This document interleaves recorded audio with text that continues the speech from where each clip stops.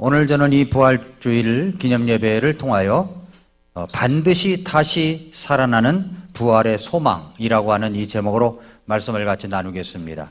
여러분은 살아있는 인물 가운데 가장 존경하는 인물이 있다면 누구입니까? 살아있는 인물 가운데 가장 존경하는 인물이 있다면 누구입니까? 미국의 어느 초등학교에서 선생님이 학생들에게 이런 똑같은 질문을 던졌답니다. 어린이 여러분, 이 세상에서 살아있는 인물 가운데 가장 존경하는 인물이 있다면 누구인가요? 그랬더니 아이들이 이제 대답을 하기 시작을 합니다. 네, 선생님, 빌 게이츠입니다. 워런 버핏입니다. 그리고 오프라 윈필입니다.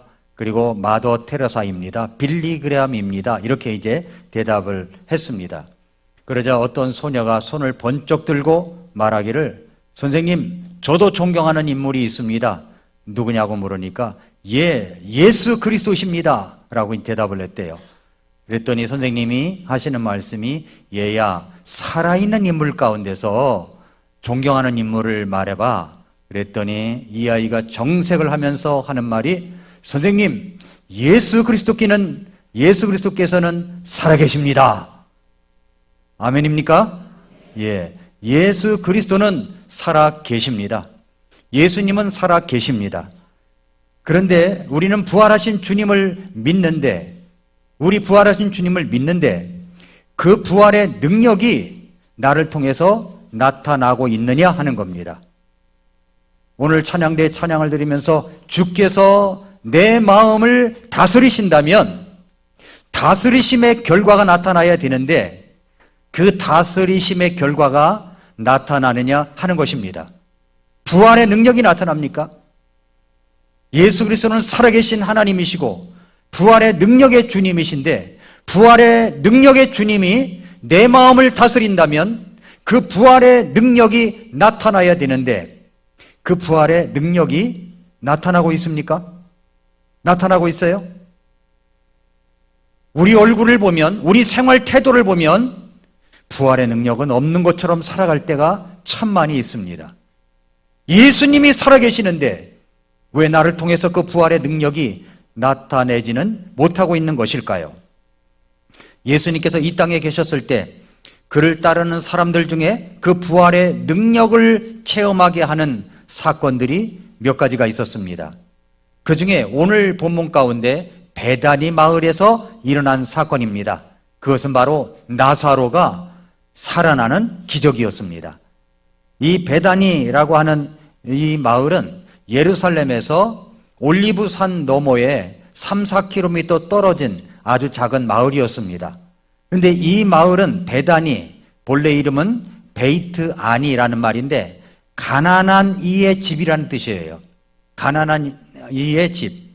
이곳은 예로부터 가난한 자들과 병든 자들과 그리고 나병 환자들이 많이 살고 있는 아주 작은 마을이었습니다. 예수님은 이 마을을 자주 가셨던 것으로 보입니다. 바로 이 가난한 마을에서 예수님은 부활의 위대한 메시지를 선포하시고, 그리고 부활의 산 기적을 베푸시면서 한 걸음 더 나아가 부활의 능력으로 사는 삶의 시청각적 교훈을 보여주신 곳이 바로 베다니 마을이었습니다.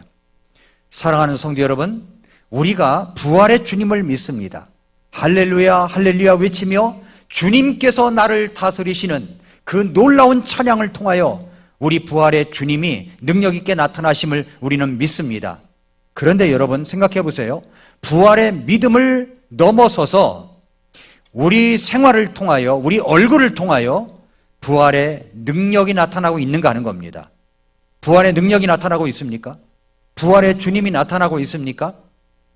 우리는 요한복음 11장을 통하여 어떻게 우리가 부활의 믿음을 넘어 부활의 능력이 나타날 수 있는가 하는 이 말씀을 몇 가지를 살펴보겠습니다. 첫째로, 부활의 믿음을 넘어 부활의 능력을 나타내려면 주께서 사랑하시는 자들에게도 고난이 있다는 것을 알아야 됩니다. 주님께서 사랑하시는 자들에게도 고난이 있습니다. 우리가 예수님을 믿고 구원받아 하나님의 자녀가 되고 나서 그리스도인으로 인생을 이제 살아갑니다. 근데 여러분, 그리스도인으로서 인생을 살아갈 때 가장 힘든 때가 언제라고 생각하십니까? 그것은 구원받은 나에게 왜 이렇게 인생의 힘든 사건들이 오는가 할 때입니다. 그때 도대체 하나님은, 예수님은 정말 나를 사랑하시는 것일까라는 질문을 던지곤 합니다. 그러나 우리가 부활의 역동적인 삶을 살아가는 데 있어서 부활의 역동성을 나타내기 위한 고난도 있다는 것을 알아야 되는데, 일단 고난이 오게 되면 우리는 그런 생각을 뒤로 할 때가 많이 있습니다. 요한복음 11장 3절에 그러므로 그의 누이들이 그분께 사람을 보내어 이르되 주여 보소서 주께서 사랑하시는 자가 병들었나이다 라고 말씀을 합니다. 11장 5절에 그런데 예수님께서 마르다와 그녀의 여동생과 나사로를 사랑하시더라. 주께서 사랑하시는 자, 사랑하시더라. 그러니까 예수님께서 이 나사로의 가정을 무척이나 사랑하셨다는 것을 이 말씀을 통해서 알 수가 있습니다. 그냥 사랑했다는 말이 아니에요. 아가페의 사랑으로 사랑했다는 말입니다. 예수님께서는 이 집에 세 남매가 살아가고 있었는데 이 세 남매 집을 자주 들르곤 하셨습니다. 예수님은 이 가정을 무척 사랑하셨습니다. 사람들도 그것을 알고 있었던 것 같아요. 왜냐하면 요한복음 11장 36절에 보면은 예수님께서 나사로의 무덤 앞에서 눈물을 흘리시고 슬퍼하셨을 때 사람들이 말하기를 그때 유대인들이 이르되 보라 그분께서 그를 얼마나 사랑하셨는가 하고라고 말씀하고 있습니다. 생활하다 보면은 각별히 정이 가는 사람이 있지 않습니까? 다른 사람도 사랑하지만 더 각별히 정이 가는 사람이 있습니다. 그런데 여기에 예수님은 모든 사람을 다 사랑하시지만 특별히 정이 더 많이 가고 사랑이 더 많이 가는 사람이 있을 수 있는데 바로 이 나사로 가정이 그랬다는 겁니다. 이 가정은 부모님이 계시다는 언급이 없습니다. 이 가정은 3남매가 살고 있었습니다. 10대 가정은 아닌 것 같고 20대 가정인 것 같아요. 결혼한 사람은 없는 것 같습니다. 그런데 서로 3남매가 의지하며 살아가고 있었는데 어느 날 그렇게 의지하던 오라버니가 시름시름 앓고 있었던 것입니다. 곧 죽을 것 같은 생각이 들었어요. 위급한 때가 있었습니다. 그래서 예수님께 그 가정에 이 가정에 나사로 가정에 지금 어려움이 있다는 것을 알렸습니다. 여러분, 이 가정이 정말 그렇게 어렵게 살아가면서도 예수님을 의지하곤 했었는데 예수님께서 사실 머리둘 곳조차 없으신 분인데도 불구하고 이 가정을 베다니 마을에 갈 때마다 자주 들리게 하셨다는 것입니다. 그런데 이 가정에 먹구름이 끼기 시작한 것입니다. 그것은 나사로가 병이 들었다는 거예요. 여러분, 사람이 일단 병이 들면 우리는 응급실을 갑니다. 응급실을 먼저 가요. 팔이 부러져도 응급실, 손이 뼈도 응급실 다 일구 불러서 갑니다마는 앞으로는 그런 경증 환자는 이제 응급실에서 받으면 안 되겠다. 중증 환자들이 많은데 이런 이제 그 생각을 하고 있는 것 같습니다. 이번에 의사들의 어떤 이런 많은 또 어려움으로 인해서 병원에 수술 환자들이 굉장히 고통을 받고 있고 초조한 마음을 갖고 있는 것 같습니다. 그래서 저는 저희 집사람과 이야기하면서 이번 기회에 우리나라 대한민국 국민들이 전부 다 건강해져서 의사가 필요 없는 사람들이 됐으면 좋겠다. 이렇게 이제 생각을 했습니다. 여러분, 의사가 필요 없는 사람들이 되시기 바랍니다. 예, 건강해져야 돼요. 그런데 여러분, 그때 응급실이 있다면 응급실로 갔을 텐데 응급실도 없었습니다. 그래서 시름시름 앓고 있는 오라버니의 소식을 예수님께 이제 알린 것입니다. 갑작스런 이제 불행이 찾아온 거죠. 위독함을 느끼더니 며칠이 지나서 그만 나사로가 죽어버리고 말았습니다. 이 가정에 여러 가지 먹구름이 찾아오더니 불행이 찾아온 것입니다. 여러분, 우리가 예수님의 사랑을 의심할 때가 언제입니까? 갑작스런 불행이 찾아올 때. 그래서 하나님 앞에 그 불행이 지나가기를 그렇게 간절히 기도했음에도 불구하고 그 불행스러운 일이 닥치게 되었을 때입니다. 나사로 가정도 그랬습니다. 예수님이 만병을 치료하시는 의사시라는 것을 지금까지 병자들을 고치시는 예수님을 보면서 알아왔지만 그렇게 간절하게 예수님께 기별을 하였는데도 불구하고 예수님께서 오시지 않고 장례를 치렀는데도 오시지를 않은 거예요. 얼마나 원망을 했겠습니까? 성경에 그런 구절은 없지만 어쩌면 이 마르다와 마리아는 예수님께서 정말 우리 가정을 사랑하셨었을까라는 의구심이 들 수도 있을 그런 대목입니다. 여러분, 우리도 그렇습니다. 우리는 나사로의 갑작스러운 불행이 닥칠 때 주님의 사랑을 의심할 수 이제 있는 것입니다. 나사로처럼 그런 마음이 들 수 있던 거죠. 나사로 과장처럼. 예수님은 전능하신 하나님이십니다. 그 전능하신 하나님의 총애를 받고 있는 사람이 젊은 나이에 병으로 쓰러진다는 것은 보통 모순이 아닐 수가 없는 것입니다. 그것은 절대 있을 수도 없는 이야기인 것 같기도 하고 있어서는 안 되는 일이라고 생각이 들기도 합니다. 예수님이 정말로 사랑하신다면 모든 질병에서 지켜주셔야 하며 병이 있더라도 낫게 해주셔야 되는데 왜 나사로가 병이 들고 죽었느냐 하는 것입니다. 그렇게 예수님이 사랑하시는 자라면 당장의 모든 질병에서 고쳐주어야 정상인 것이고 아프지 않는 것이 정상이고 역경의 바람이 불 때 역경의 바람이 순경의 바람으로 바뀌어야 되는데 그런데 그렇지를 않은 거예요. 이 가정은 나사로가 죽었습니다. 불행이 찾아온 거예요. 예수님이 특별하게 자신들을 사랑하신다는 사실을 알고 있었지만 나사로가 갑자기 세상을 떠나서 장례식을 다 치렀는데도 불구하고 예수님이 오시지 않은 것을 여러분 어떻게 해석해야 한단 말입니까? 여러분, 장례식이 났을 때 사실 기별을 합니다. 부고를 해요. 어제도 어떤 목사님 가정에 이제 장례가 있어서 제가 부산을 다녀왔습니다. 꼭 가야 되겠다라고 생각이 들었어요. 그래서 이제 주말이면은 부산 왕복 기차표 구하기가 보통 어려운 게 아닙니다. 그러나 제가 기차표 구하는 방법을 알려드릴까요? 1분에 한 번씩 들어가 보면 기차표가 나옵니다. 1분에 한 번씩 들어가면 누군가 취소를 하더라고요. 그래서 이렇게도 해보고 저렇게도 해보고 비행기도 예약해보고 다 해봤는데도 비행기를 예약까지 했었어요. 그런데 또 올라오는 차편이 없어서 올라오는 걸 비행기로 예약했는데 그 비행기 예약을 해놓고서 이제 일단 해놓고 계속 기차표를 본 겁니다. 그런데 정말 올라오는 게 딱 시간 맞춰 있더라고요. 그래서 그것도 초를 다퉈서 눌러야 돼요. 그렇게 하다 보니까 제가 부산에 아침에 새벽 4시에 일어나가지고 준비를 해서 새벽 열차를 타고 내려가서 갔더니 이제 상가집에 들어갔더니 이제 9시. 그래서 조문을 했더니 깜짝 놀라는 겁니다. 그 먼 거리까지 이렇게 왔으니 그래서 정말 먼 거리라고 이야기를 했습니다만은 그렇게 갔더니 너무 반가워하고 좋아하는 걸 느꼈어요. 꼭 가야 될 그런 곳이었습니다. 여러분, 장례식이 나면요 누군가 기다립니다. 오기를 기다려요. 부고를 보냈다는 것은 오기를 기다렸다는 겁니다. 그런데 여러분, 우리가 정말 장례식을 할 때 부고를 했는데도 불구하고 오지 않을 때 얼마나 서운하겠어요. 나는 열심히 가주었는데 오지를 않을 때 여러분 서운하지 않겠습니까?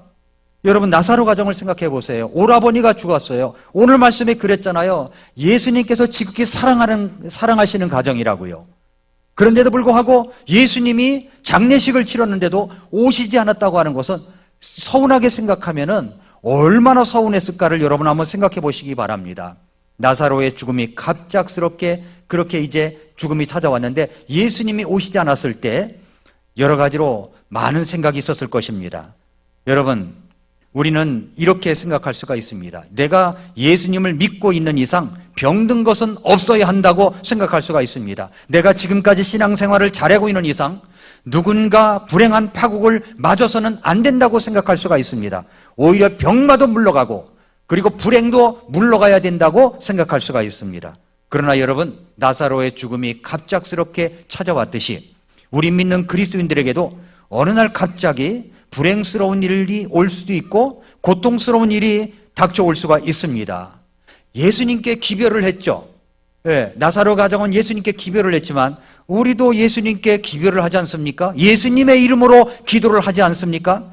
그런데 그렇게 말씀을 드렸는데도 불구하고 그렇게 애타게 예수님 도와달라고 기도했는데도 불구하고 예수님은 마치 부재 중이신 것처럼 느껴질 때가 있습니다. 그래서 우리는 때때로 하나님의 사랑을 의심하기도 합니다. 여러분, 그러나 예수님께서 그 사랑하시는 자가 병들었다는 소식을 들으시고 말씀하신 내용을 한번 들어보십시오. 11장 4절에 보니까 예수님께서 그것을 들으시고, 자, 나사로가 병들었다는 것을 들으셨습니다. 이르시되 이 병은 죽음에 이르게 하는 병이 아니라 하나님의 영광을 위한 것이니 하나님의 아들이 그것에 의해 영광을 받으리라 하시더라. 잘 들어보세요. 이 병은 죽음에 이르게 하는 병이 아니라 하나님의 영광을 위한 것이라고 했습니다. 그렇습니다. 여러분, 우리가 예수님을 제대로 믿고 있다면 이 말씀도 믿어야 할 줄로 믿습니다. 병이 들었습니다. 죽었습니다. 그러나 우리 주님은 이 병은 죽을 병이 아니라고, 그 병을 통해서 하나님께서 영광을 받게 되신다고 말씀을 하셨습니다. 갑자기 불어닥친 불행은, 고통은, 망할 것 같던 사건은 그것 때문에 망하는 것이 아니라 오히려 그것을 통해서 하나님의 영광을 위한 것이 된다고 예수님께서 말씀하셨습니다. 그렇다면 여러분, 우리는 그것을 믿어야 합니다. 주님을 의심하지 말고 그것을 믿어야 합니다. 그러므로 우리는 이것을 알아야 됩니다. 주님께서 사랑하시더라도 병이 올 수가 있습니다. 주님께서 사랑하시더라도 여러 가지 어려운 고통이 올 수가 있어요. 주님께서 사랑하시더라도 실패도 올 수가 있습니다. 주님께서 아끼고 사랑하는 사람일지라도 고난이 올 수가 있다는 겁니다. 죽음도 올 수가 있어요. 뜻밖의 고난이 성도에게 찾아올 때 먼저 우리가 기억해야 될 것은 하나님께서 나를 사랑하지 않으시는구나 라고 단정 짓지 말라는 것입니다. 그래도 하나님은 나를 사랑하십니다. 그래도 나를 아끼십니다. 나의 고통스러운 그 현장을 통해서 하나님께 영광이 되는 일들이 되게 하시는 분이십니다. 우리는 그렇게 믿어야 하는 것이죠. 믿음으로 기다려야 하는 것입니다. 자, 우리가 부활의 믿음을 넘어서 부활의 영광이 나타나려면 두 번째로 해야 될 것이 뭐냐면, 성도의 고난 건너편에는 부활의 영광이 있다는 것을 알아야 돼요. 고난의, 고통의 건너편에는 부활의 영광이 있다는 것을 알아야 됩니다. 4절을 다시 보십시오. 이 병은 죽음에 이르게 하는 병이 아니라 하나님의 영광을 위한 것이니 하나님의 아들이 그것에 의해 영광을 받으리라 하시니라. 다시 말하면 오늘의 이 고난의 저 건너편에는 하나님의 영광이라고 하는, 하나님이 영광 받으시는 그런 사건을 예비해 놓으셨다는 말씀입니다. 베드로전서 4장 12절 13절에 사랑하는 자들아, 너희를 단련하려고 오는 불같은 시련에 관하여는 마치 이상한 어떤 일이 너희에게 일어난 것 같이 이상히 여기지 말고 오히려 너희가 그리스도의 고난에 참여하는 자가 되었으므로 기뻐하라. 이것은 그분의 영광이 드러날 때 너희가 넘치는 기쁨으로 또한 즐거워하게 하려 함이라. 하나님의 영광이 드러나게 되면 우리는 넘치는 기쁨이 일어나게 됩니다. 예수님은 나사로가 병들었다는 소식을 들으셨습니다. 그러면 즉시 가셔야 하지 않습니까? 그런데 예수님은 즉시 가시지 않으셨습니다. 요한복음 11장 6절에 그러므로 그분께서 그가 병들었다는 것을 들으신 뒤에 자신이 계시던 같은 장소에서 이틀을 더 머무셨다는 거예요. 예수님은 이틀을 더 머무셨습니다. 즉시 가시지 않으셨습니다. 왜 그렇게 하셨을까요? 그것은 더 큰 주의 영광을 위해서였다라고 말씀합니다. 그러면 언제 베다니로 가셨습니까? 요한복음 11장 17절에 보니까 나사로가 죽어 무덤에 들어간 지 나흘이 지나서 나흘 만에 가셨다는 겁니다. 그렇다면 나사로가 병들었을 때 와서 즉시 치유하는 것과 나사로가 죽어서 나흘이 지났을 때 죽은 자를 살리는 것과 어떤 것이 더 하나님의 영광을 위한 것이 될까요? 죽어서 살아나는 것이 하나님께 영광이 되고 예수님의 영광이 되는 것입니다. 그렇습니다. 여러분, 사실 우리는 병드는 것만 생각을 해요. 병드는 것만. 그러니까 근시안적이 되는 거죠. 병드는 것만 생각합니다. 고통스러운 현장만 생각을 합니다. 아픈 것만 생각을 합니다. 내가 실패했던 것만 생각합니다. 죽으면 끝이라고 생각합니다. 예수님의 부활의 능력은 생각지도 않습니다. 우리는 병만 고치기를 원해요. 그러나 우리 주님은 완전히 절망의 나락으로 떨어진다고 할지라도 우리 주님께서는 그것을 다시 죽은 자 가운데서 살리실 수 있는 분이라는 사실을 말씀하시고자 하셔서 오늘 말씀을 우리에게 주시고 나사로의 죽은 자 가운데서 일어나는 기적을 통하여 우리에게 말씀하시고 있는 것입니다. 그래서 예수님께서 뭐라고 그러셨습니까? 요한복음 11장 25절 26절에 예수님께서 그녀에게 이르시되 나는 부활이요 생명이니 나를 믿는 자는 죽어도 살겠고. 사랑하는 성도 여러분, 여러분이 죽더라도 살아난다는 사실을 믿으십니까? 우리는 다시 일어납니다. 다시 살아납니다. 26절 누구든지 살아서 나를 믿는 자는 결코 죽지 아니하리라. 살아서 나를 믿는 자는 결코 죽지 않습니다. 자, 예수님이 여러분에게 물으십니다. 이것을 네가 믿느냐? 대답하세요. 이것을 네가 믿느냐? 네, 믿습니다. 모든 성도의 고난에는 말이죠, 준비된 하나님의 뜻이 있는 겁니다. 우리에게 갑자기 닥친 불행과 고통과 아픔에는 하나님의 뜻이 있는 겁니다. 가장 적당한, 가장 합당한 시간에 주님의 영광이 드러나게 되어 있다는 겁니다. 오늘 말씀의 능력을 믿는다면 우리는 부활의 소망, 저 건너편에 있는, 고통의 건너편에 있는, 고난의 건너편에 있는 부활의 영광의 소망을 가질 수가 있고, 설사 내가 죽는다고 할지라도 다시 부활의 영광으로 일어날 줄로 믿습니다. 그렇다면 로마서 8장 18절에 이렇게 말씀했어요. 내가 생각하건대 이 현 시대의 고난들은 앞으로 우리 안에 나타날 영광과 좋게 비교될 수 없도다. 지금 고난이 앞으로 나타날 영광과 비교가 안 된다는 겁니다. 이 사실을 믿으십니까? 마지막입니다. 부활의 믿음을 넘어서 부활의 능력으로 우리에게 나타나려면 마지막으로 말씀의 능력으로 결박을 풀고 살아가야 됩니다.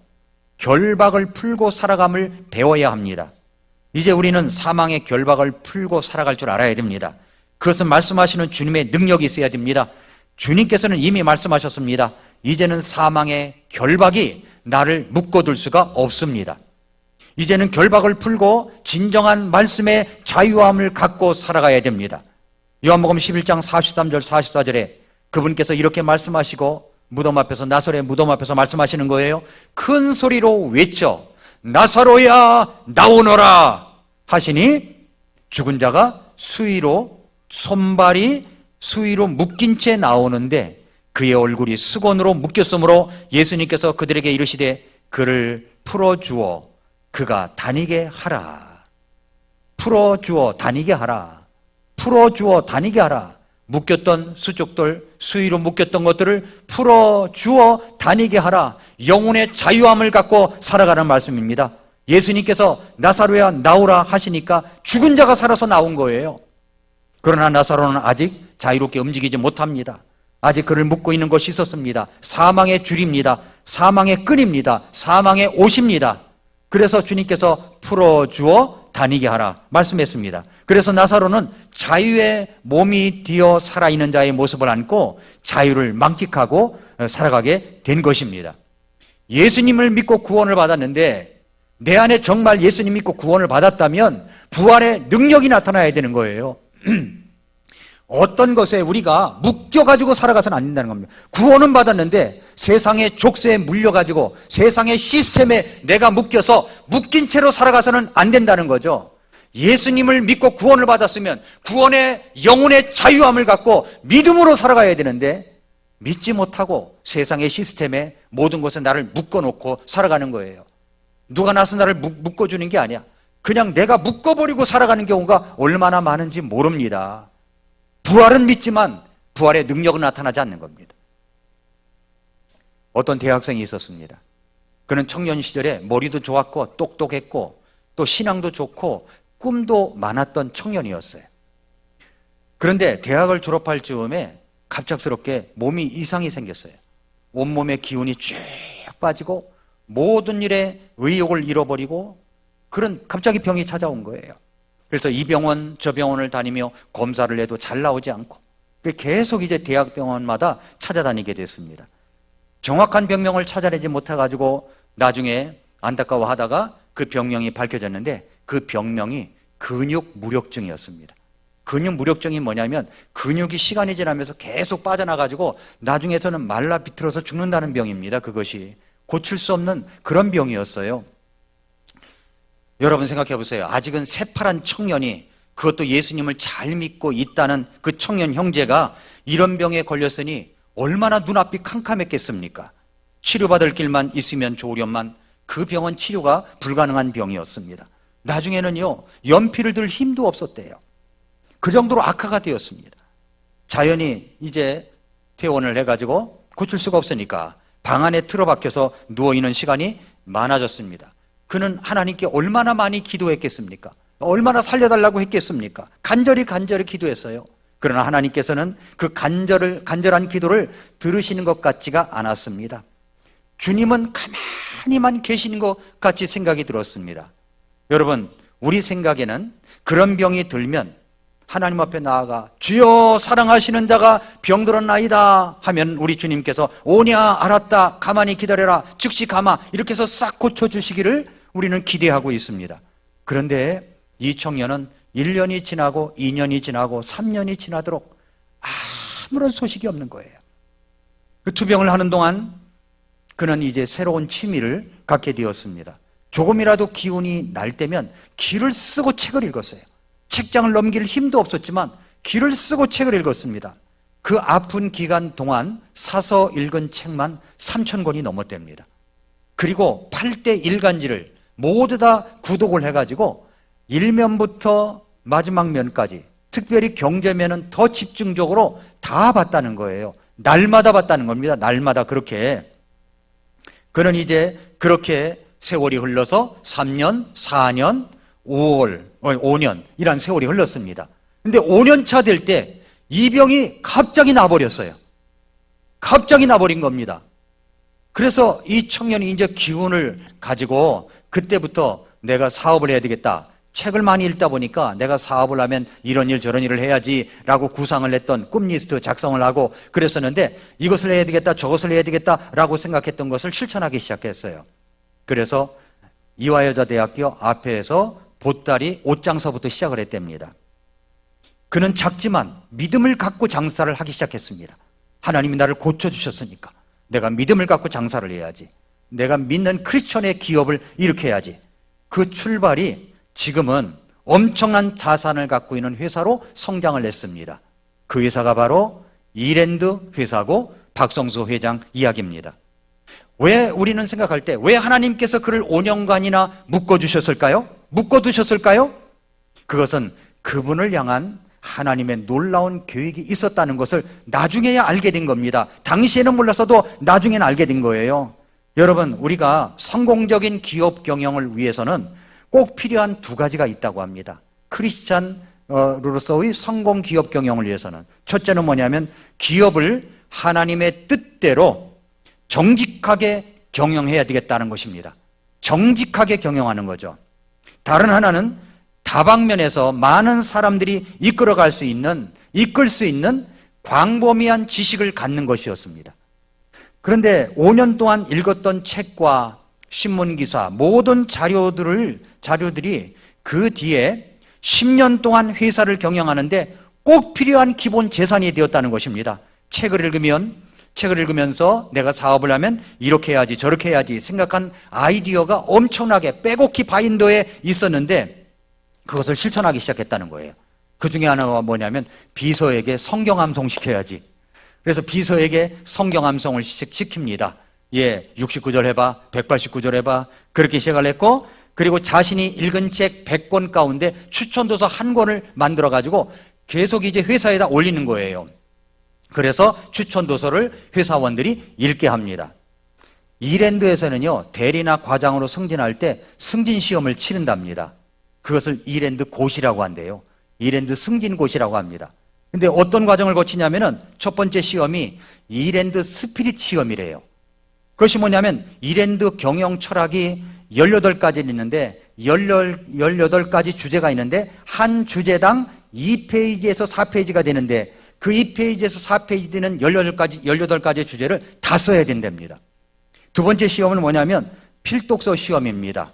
필독서가 300권, 400권 정도가 되는데 평상시에는 의무적으로 읽어야 하지만 승진 시험일 때는 10권에서 15권 정도를 선정해서 시험을 본답니다. 그 수준이 만만치가 않다는 거예요. 세 번째 시험이 필기 시험보다 수준이 높은 책 5권에서 7권을 선정해서 구두 시험을 치르는 겁니다. 구두 시험. 네 번째 시험이 스크랩북 검사예요. 스크랩북 검사.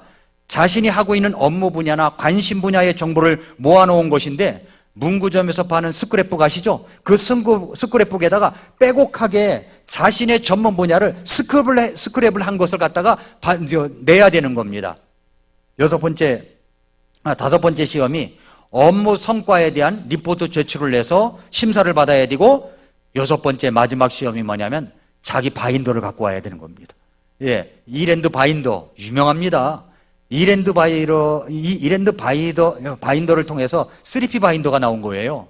그 바인더를 가지고 와서 그 바인더만 보면 이 사람이 얼마나 시간 관리를 잘했는가, 업무 관리를 잘했는가, 자기 관리를 얼마나 빼곡하게 철저하게 잘했는가를 알 수가 있기 때문에 바인더 검사를 했답니다. 이것이 어떻게 나왔어요? 자기가 근육 무력증으로 5년간 묶여 있을 때, 그때 나온 겁니다.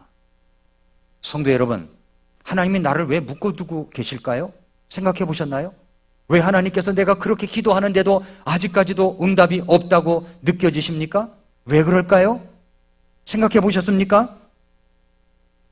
왜 하나님은 그렇게 나를 묶어주시는 겁니까? 내게 질병이 왔을 때 그것이 죄로 말미암은 것이 아니라면 하나님께서 영광을 나타내시기 위한 계획이라는 사실을 우리가 알고 있어야 된다는 사실입니다. 하나님의 영광이 나타나는 것이고, 그리고 그 영광이 병든 자신에게까지도 오는 것입니다. 그것이 질병이든 실패든 고통이든 성공이든 하나님의 주신 것이라면 그것은 너무나 귀한 것입니다. 고난과 고통은 하나님의 뜻 안에서 훌륭한 기회가 될 수가 있는 것입니다. 여러분은 이 말씀을 믿으십니까? 이 병은 죽음에 이르게 하는 병이 아니라 하나님의 영광을 위한 것이니 하나님의 아들이 그것에 의해 영광을 받으리라. 이 병은 죽음에 이르게 하는 병이 아닙니다. 하나님의 영광을 위한 병입니다. 이 고통은 나를 사망에 이르게 하는, 완전히 땅바닥에 주저앉히게 하려고 하는 고통이 아닙니다. 이 고통은 하나님의 영광을 위한 고통이라는 사실입니다. 여러분의 고통이 1년이 가도 끝이 안 나고 있습니까? 아니 2년이 가고 3년이 가도 고통이 끝날 줄 모르고 계속되고 있습니까? 4년을 부르짖어도 응답이 없습니까? 이런 상황에서도 우리는 주님의 사랑을 의심해서는 안 됩니다. 반드시 응답하시는 때가 있기 때문입니다. 장차 우리에게 나타날 영광과 비교한다면 지금의 고통이 장차 우리에게 나타날 영광과 비교할 수가 없는 것입니다. 하나님께서 영광을 받으시고 그 영광을 받을 때 베드로전서 4장 12절 13절 말씀처럼 우리도 즐겁고 기쁜 날이 반드시 오게 될 것입니다. 기억하십시오. 내 병은 죽을 병이 아니에요. 네, 내가 당하는 고통은 내가 망하는 고통이 아닙니다. 내가 당한 상처는 내게 핥혀져 가지고 처참하게 되는 상처가 아닙니다. 내 앞에 놓인 장애물은 나를 막아서 전진하게 못하게 만드는 장애물이 아닙니다. 그것은 여러분을 통해서 하나님께서 영광을 받으시기 위한 것들이라고 하는 사실입니다. 하나님의 왕국과 하나님의 의를 구하며 예배에 집중하며 말씀에 집중하며 그리고 교회 중심적인 그 생활을 하면서 기다리시면 반드시 하나님께서 여러분을 축복하실 것입니다. 예수님은 부활의 주님이십니다. 주님이 나를 다스리시면 부활의 능력이 나타납니다. 그 능력으로 살아가는 여러분 되시기를 축복합니다. 혹 여러분 가운데 나는 아직 이 부활의 주님을 구주로 영접하지 못한 분이 계시다면 예수님을 꼭 구주로 믿으시기를 바랍니다. 하나님께서 여러분을 사랑하십니다. 기도하겠습니다. 이 시간 머릿속에서 기도하겠습니다. 이 시간 기도할 때 사랑하는 성도 여러분, 우리 자신을 한번 살펴보십시오. 아직도 나를 묶고 있는 것이 있습니까?